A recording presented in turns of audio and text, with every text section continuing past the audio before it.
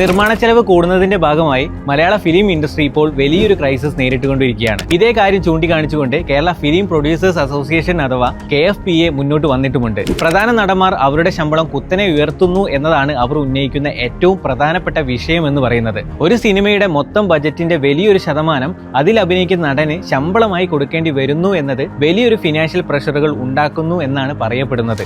ഇത്തരത്തിലുള്ള സാഹചര്യത്തിൽ ബോക്സ് ഓഫീസിൽ ചലനം സൃഷ്ടിക്കാൻ സാധിക്കാത്ത സിനിമകൾക്കെല്ലാം വലിയ സാമ്പത്തിക നഷ്ടം നേരിടേണ്ടി വരുന്നുമുണ്ട്. കഴിഞ്ഞ വർഷം ഏകദേശം 700 കോടിക്കടുത്ത് നഷ്ടം ഈ ഇൻഡസ്ട്രിക്ക് സംഭവിച്ചിട്ടുമുണ്ട് എന്നാണ് പ്രൊഡ്യൂസേഴ്സ് പുറത്തുവിടുന്ന കണക്കുകൾ പറയുന്നത്. മറ്റൊരു പ്രധാന പ്രശ്നം സർക്കാർ ഫിലിം ഇൻഡസ്ട്രിക്ക് മുകളിൽ ചുമത്തുന്ന അമിത ടാക്സ് ആണ്. നിലവിൽ ഇത്തരത്തിൽ അമിത ടാക്സ് ഈടാക്കുന്ന രണ്ടേ സംസ്ഥാനങ്ങളെ ഇന്ത്യയിലുള്ളൂ. അത് കേരളവും തമിഴ്നാടുമാണെന്നാണ് പ്രൊഡ്യൂസേഴ്സ് അസോസിയേഷൻ ചൂണ്ടിക്കാണിക്കുന്നത്.